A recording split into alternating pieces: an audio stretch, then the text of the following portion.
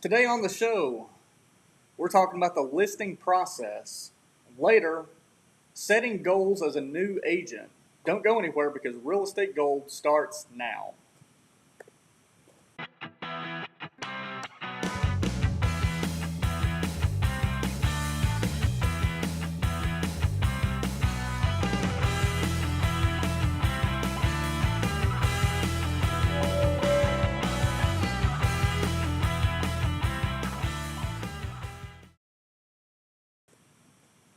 Good morning, everybody. I'm your host, John Sane, and I'm here with the principal broker of the McCray Real Estate Group, Micah McCray. And I want to welcome you all to Real Estate Gold. So, today on the show, we're breaking down the listing process. So, if you watched, I guess it was the April show, we talked about the listing consultation. So, we're going to pick it up from the point that you've already signed the contracts, all the documents related to the listing. So, then what happens after that? Well, one of the first things you want to look at doing is everything from photography, going over like some of the things that we need to get ready for as far as for the marketing side of it, because photographers are our main thing that we're going to be using to get it out there, whether that be photography in its own right or even videography in some cases, where we're going to want to actually get everything set up in the house and ready for the pictures or the videos, and get that taken care of up front, because those take a little bit of time to process, get through, cleaned up, and get them ready to be pushed into our marketing machine. Yeah, so when it comes to photography, if you look at, I guess it was our May show, we kind of broke down some of the photography things, and you know, the best rule I can tell you is just go through each house or each room of the house, and just kind of look at it from the doorway, and if there's stuff laying around, kind of just declutter, especially bathrooms and kitchens. Make sure that everything is off the counters because you want that to be as spacious as possible, and it just gives it a nice, cleaner look. You can also take your phone and shoot it from that standpoint too, of looking into those rooms. So just take your phone, take a rough picture of it, and then let that show, sort of look at that picture and see what sticks out to you as a person. If you see a lot of items on your counter and the floor, or sort of peeking out from behind the fridge, those are times things you should probably move. Yeah. So what would be next on that list? So I guess it would be, once you get the photography taken care of, then you start putting it into the systems. So kind of just briefly explain the MLS system. Okay, so for example, the MLS is our version of the multiple listing service. I guess the public would see it more as like what Zillow is. Even though Zillow pulls all their data from everybody's multiple listing services, Zillow doesn't really have its own data, I guess you could say, as far as like realtor stuff. So when real estate agents take a property and they list on the MLS, then Zillow, for example, would take that data from the MLS and put it on their site for the public to view. Now, when you are first taking a property live, we can actually go in and start putting in information before taking it live and getting it ready in the MLS, getting all of our data, measurements, anything that we're doing before we actually take it live. We can actually go ahead and put it in there and get it ready to go live for whenever the homeowner is ready to take that property live and get it going. Yeah, so kind of to break down the MLS, the multiple listing service, it basically lets us be a little more efficient in how we push properties out, because everybody's familiar with Zillow and Realtor and Trulia and some of these. Well, instead of us having to go to each individual site and upload that property, we can upload it one time to the multiple listing service, and then it basically simulcasts it out to all those different sites. So it helps us push properties out to sites that we may not even think about even uploading it to, that people may be using. And I will say one thing though is where Zillow doesn't always have its data, I'm going to say always correct. Sometimes if somebody's had a property listed before or something to that effect, Zillow doesn't always update or correct the information. So whenever we put it in MLS, and it goes to Zillow, for example, its data shows up wrong, that's a Zillow issue usually, because our data is going out to everyone all at the same time. All the data should be the same, because we put it in one time and make sure it's correct, and then we can parse it out to everybody. However, you do have sites that have previous listings or something like that, and that data may not actually push the old data off in some cases. So you'll see wrong data on Zillow. So we have to go in there and sometimes double check them and make sure their data's correct. And sometimes it's like you said, there's going out to websites that we're not even aware of that it could be pushing out to. It could be websites that are pulling data from Zillow or pulling data from Realtor.com or any of those places. So there could be third-party sites out there pulling information from those incorrect sources, and we don't even know about it. Yeah, and from my experience, especially when it comes to like Zillow and some of them, if a property has changed hands from one real estate company to another, so then you end up having the same property with multiple MLS numbers, that's when things can, I guess, kind of get screwy and the data doesn't always transfer the way it's supposed to. So you can still run into a lot of issues. That's why it's better to reach out to an agent, let them check the multiple listing service directly. Yeah, because we may see it as a correct thing on our side, and even because every real estate agent has that pushes stuff out to Zillow. Usually, we'll have a Zillow profile of some kind, and so we'll see what our listing looks like on Zillow's side, at least ours. But again, when you see like that, they may have like multiple listings in there that are same address but different numbers. Well, I don't know which one the public's going to see, and I may not even see that one. It may just depend on how you search for it, where you search for it. And then, so we may not always know that there's two, right off the bat.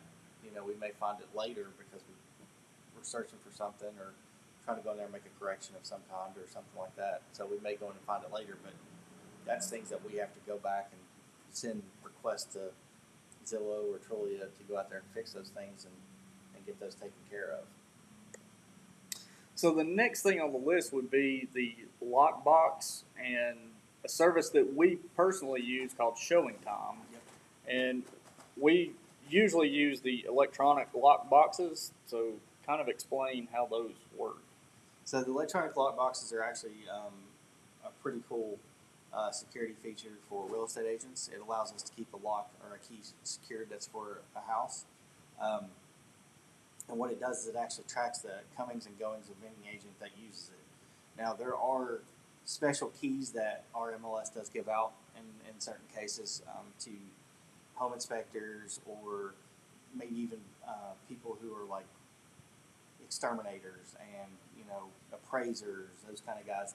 They can also get a key, but they have to be vetted and ran through the MLS to get that key. But it's very helpful because there's sometimes when you've got somebody that may want to go look at a house in like 30 minutes or something like that, and if the homeowner's okay with it, that's great. But the old way, when keys were kept at offices and things like that, that was very difficult because that agent would have to run to the office to do it, or that the real estate agent that was listing it would have to go get the key, take that to the agent that's wanting to show the property.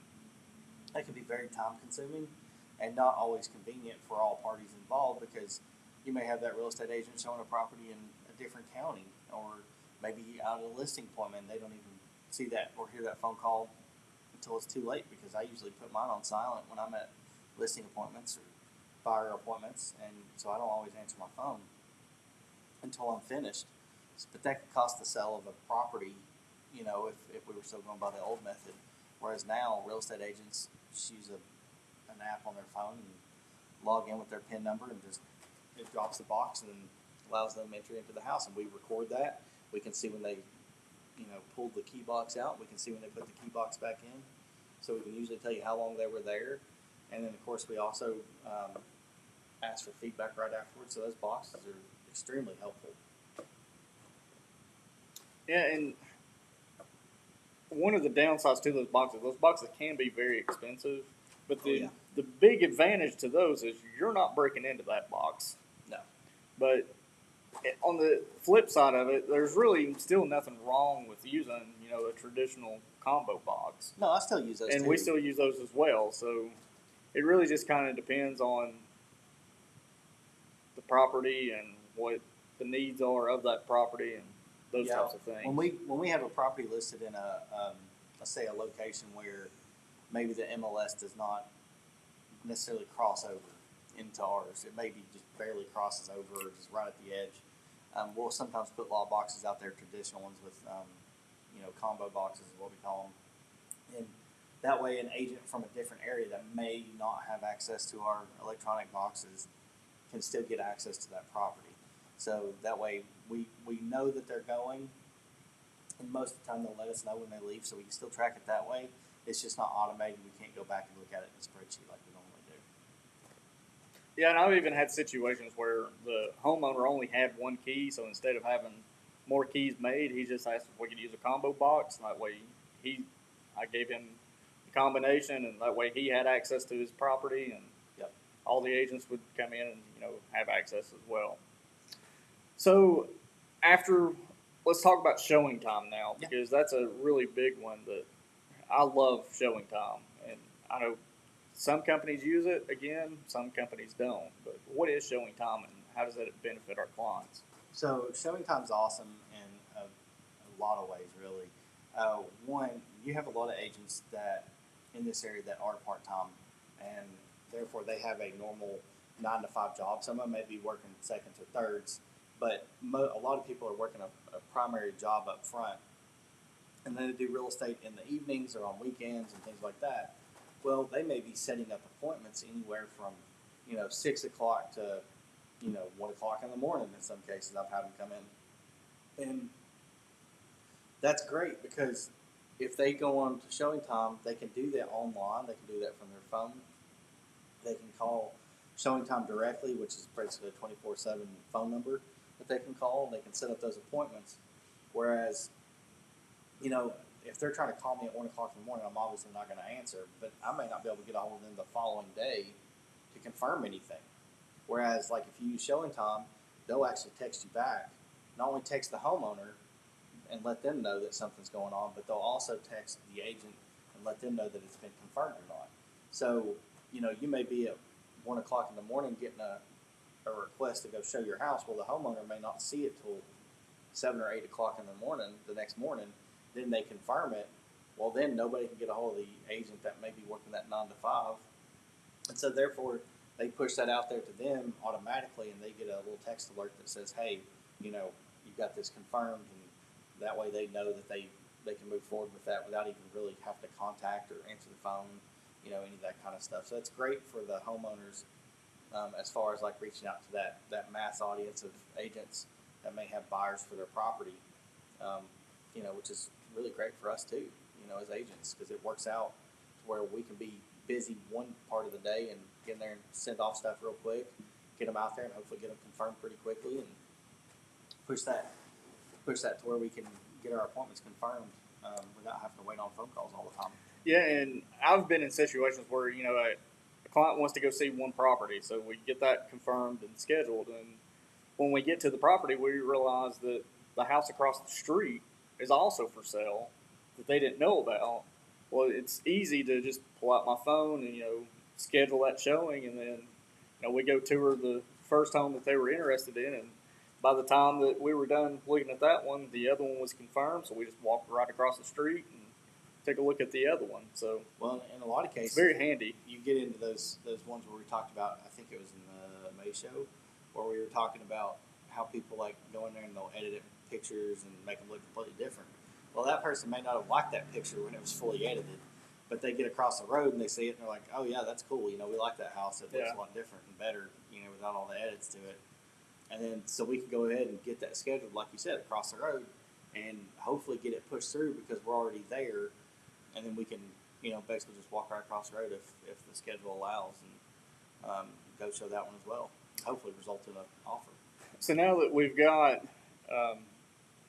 the property uploaded to the MLS, we've got the lockbox set up, and we got showing time set up.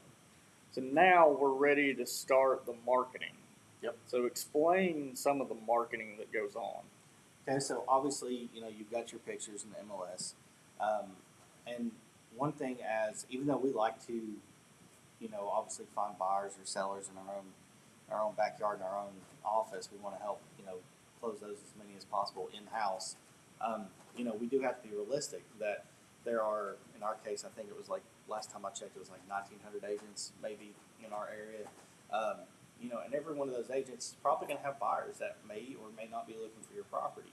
So we're not only pushing your property out to obviously our own office, we're also pushing it out to other agents. We're pushing it out to maybe individuals that have agents that we're not even aware of.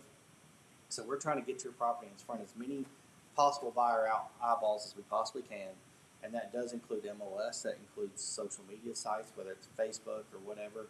We're going to be pushing that out there to as many people as possible so that we can get hopefully the right person or in front of the right person that may or may not have an agent. They may not ever reach out to us directly, but maybe this gets their attention and they reach out to their agent to go see it. So that's what we're looking for. Is honestly, when I have a listing, my object is to sell your house. It doesn't matter if it's me that sells it, directly, or if it's another agent in my office, or if it's another agent in a different office, or if it's an agent that has a client in from Memphis. I don't care where the person comes from. My goal is just to sell your house for the most amount of money in the quickest amount of time. Yeah, so one of my primary jobs here with the McCray Real Estate Group is the marketing side of things. So once we get the pictures taken care of, then I take all those pictures and I'll create marketing materials specifically for social media. So Facebook, Instagram, YouTube, all those different platforms. So that's kind of helps push it out. Of course, the MLS itself is part of that marketing strategy, and then of course the sign, Yep. sign that goes in the yard. Um, so now that we've pushed everything out, people are starting to see the properties. They're starting to schedule showings and come look at the properties. The next step would be receiving offers. Yep. So let's kind of break that part of the process down. So obviously, when you get an offer, hopefully the listing agent is notified. It does happen sometimes where they'll send stuff in email format, and we don't know about it because nobody let us know that they were sending one, for example. But usually we'll get notified of it. Then we can go over it, make sure that it's got everything positive that we want, or if there's anything negative that we know about it, so that we can bring it up to our client when we're going over that offer. So we'll send a copy of it to our client so they can look at it at the same time that we are if they can't meet in person. We'll go over all the negative parts of it, all the positive things, and then we'll go back and forth trying to figure out what's the next best offer to make if we're not accepting it as is, the offer that we just received. If we're going to counter it, whether it be inspection periods, if there are any, maybe even earnest money being put down. Not always the prices are the point of negotiation. Sometimes it's just earnest money or time frame of closing or inspections or whatever. So then once we get an accepted offer, that kind of starts your inspection periods and all the different periods that. Well, the following day after it's bound, not necessarily just accepted, but bound. Let's talk about what that means. Okay, so like accepted, for example, is when both parties have agreed to the acceptance of all the terms, the prices, everything that's in the contract. Well, once the final person actually signs it, and let's say that's the seller or the buyer sending the seller one, and the seller's accepting it. Well, that seller, once they sign it, their agent has to send it back to the other agent, the buyer's agent in this case, and that buyer's agent's supposed to bond it, basically signing that they received it. Because a contract, and I'm not a lawyer, so if you need a lawyer, go talk to them. Let's take that whole rigmarole. But when you are going back and forth with an offer, it's not a legal offer, at least in the state of Tennessee, until both parties have a copy of it being signed. Well, the bound copy is actually what is proving that the other party has received their version of it, that it's been signed by both parties. Right. So that is what the bound part means. So let's say it's bound on, let's just say June 1st. Well, the inspection period wouldn't technically start until June 2nd. Okay. So then let's kind of talk about the inspection period itself. So that usually involves a home inspection.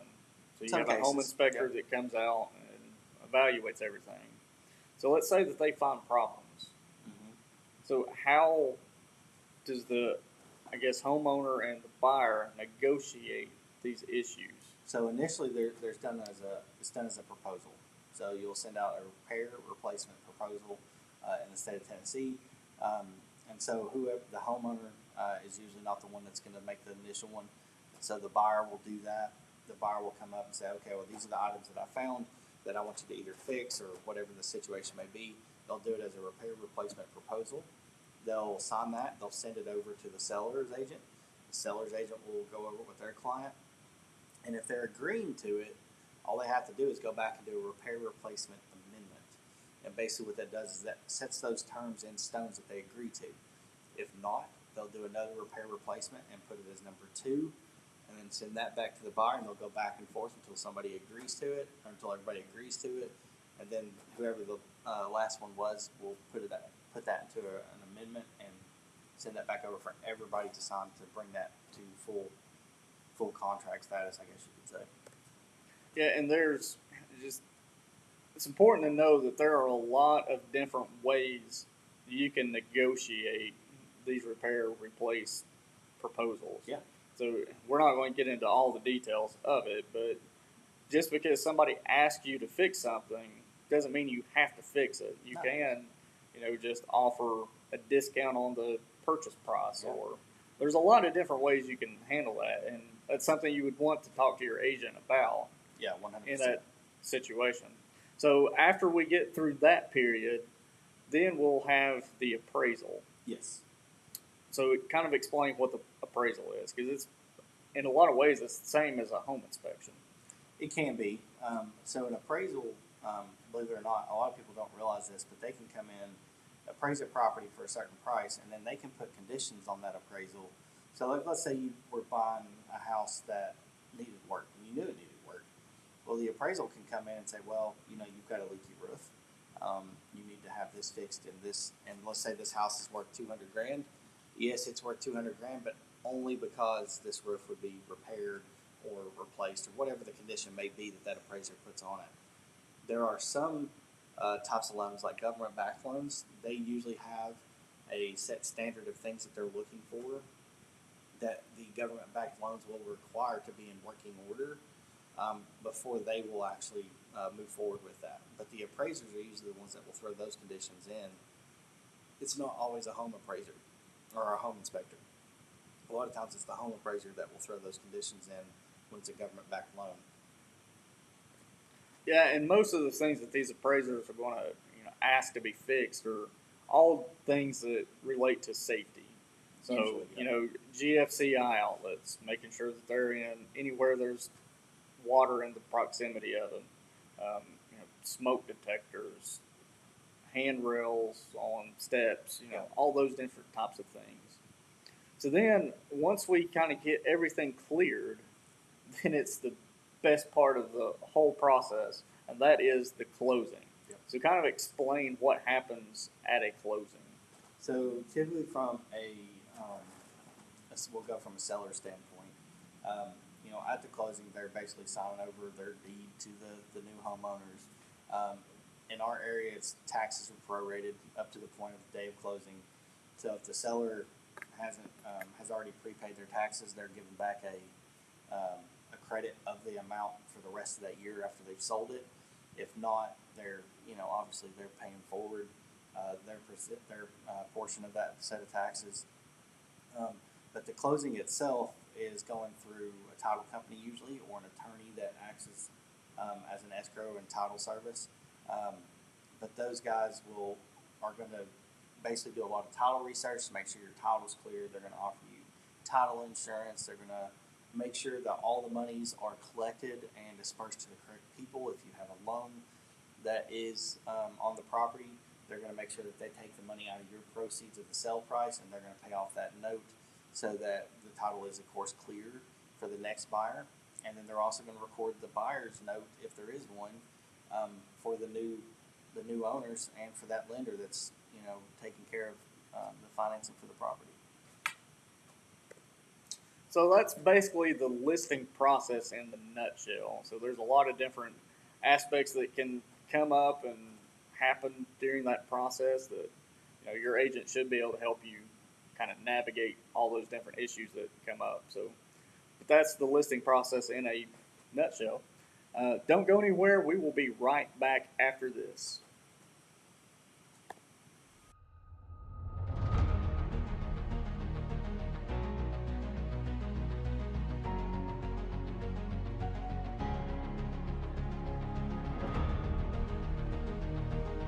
In Tennessee, the seasons come and go.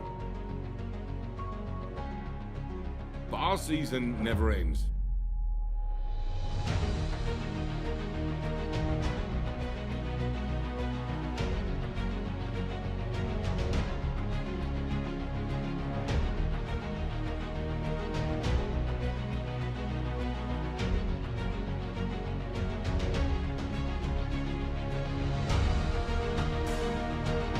To be the best, it takes an entire team working together for a common goal. The McRae Real Estate Group has a mission of changing the real estate industry. We value our clients and believe in serving with humble integrity.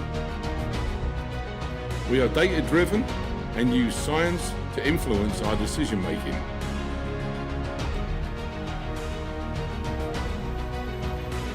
Northeast Tennessee is our home, and home starts with us.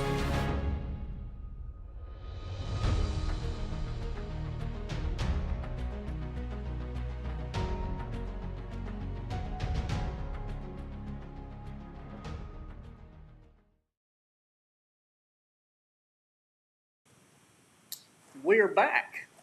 So, our next topic of discussion is setting goals as a new real estate agent. So, goals are really important, and just take us through what kind of goals, from a broker standpoint, what kind of goals a new agent should be kind of setting for themselves. Well, one of the main things to look at is try to figure out working backwards. I like to look at, well, for example, like if an agent's goals are to make an X amount of dollars per year, then they need to figure out what their goal is for that number. Then they need to figure out all these backward steps, like what equals to what little thing. So because their big goal is like, I want to make $50,000 a year or $100,000 a year, or whatever that may be. Well, if that's their goal to start off with, then they need to work backwards and start figuring out, well, how much is the average commission going to be for this area or the areas that they're willing to work in? What is in all offices and brokerages, they all take splits. So what is that split going to equal? And then work backwards from that. So, well, if I sell $100,000 house, for example, then I know that the brokerage is going to take X amount of dollars off of that. Well, then I need to, take that commission, of what that should be, and then figure that out and divide that by, into the 100,000 or 50,000 or whatever, and start working back to figure out what their, amount of transactions they need to do to make that work. Yeah, and that kind of gives you a really good starting point of how much production you need to do during that course of the year. But, for myself personally, the big goals are great, but it's more important to set smaller, achievable daily goals. Yeah. So, is it, I'm going to call 20 people. Or, yeah. Well, one of the things may be like once you know your ultimate goal that you want to hit per year, and then you can break it down per, this is how many transactions that I need to do in order to do that. These are how many people I need to go out and try to help, or whatever your situation may be. Then you need to look at it and say, okay, well, for me to help this many people, I need to go out here and I need to talk to 30 or 40 people a day. May be the case, or whether that's phone calls, calling people you already know, going to Walmart, randomly just to always have business cards with you, wearing a name tag, doing something, maybe even wearing a shirt, for example, that shows that you're in the real estate industry. Well, that will garner a lot of people to ask questions. They'll be like, they'll do everything. Well, how's the market doing? That's a pretty common question. wow, the market's still pretty hot. It's pretty crazy right now in today's standards. So you'll find a lot of people that will just initiate conversations, or maybe you'll notice them staring at your shirt, and maybe that'll give you the ability to open up and talk to them about it. But you may have to talk to 40 people a day to hit those kind of numbers that you want to hit. But the goal is for you to go out and I'm going to say hunt your own business, because you don't want to just sit at your desk and wait for a phone call to come in, because first of all, nobody knows you're doing it, so they're not going to call you. If you don't go out there and let people know that you're actually selling real estate, that this is what you do, this is your career path that you've chosen. If you're not out there letting people know, then how are they going to know to call you? So it's not something that you just sit at your desk and wait on. You need to go out there and actually market yourself, and that could be social media, that could be YouTube, that could be TikTok or Instagram or whatever. There's all kinds of ways to push that kind of a narrative out there. But don't be afraid to also go talk to people. That's a tried and true method that's worked for hundreds of years. Practically, people have always sold door to door, talked to people, prospected. It's a basic skill that needs to be understood. Don't be afraid to talk to people or initiate conversations. You can even go to neighborhoods and door knock and ask, hey, the market's been pretty hot lately. Would you be interested in selling your house? Those kind of things work. Yeah, and once somebody knows that you work in real estate, the number one question you're going to get asked is, how's the market doing?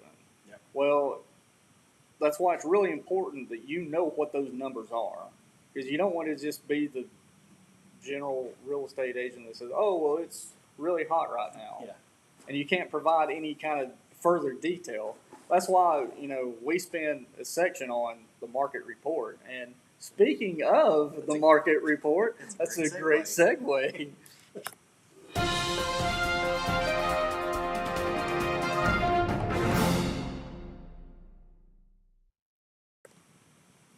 So we will start with the current market report with looking at the absorption rate. And the current absorption rate is 1.16 months of inventory. So it's Still doing well. very well. The second one is days on market. And for May of 2022, the average days on market was 58 days. The next one is the list ratio, the sold to list ratio, and that one's just absolutely crazy. It's currently at 99.9%. So basically, all the currently listed properties are getting a full price offer. And the average sales price for May was $303,622. So basically, the market is really hot right now. Yeah. So that will do our show for us this month, and tune in next month. First Monday of each month, we go live for Real Estate Gold. And if you're local to the Greenville area, we will be starting a new show starting tonight. We're going to be doing a pregame show at the Greenville Flyboys baseball. So Tune into Facebook, YouTube. it'll be on Facebook, YouTube. I believe that's it. Yep. So until next time, thanks for watching.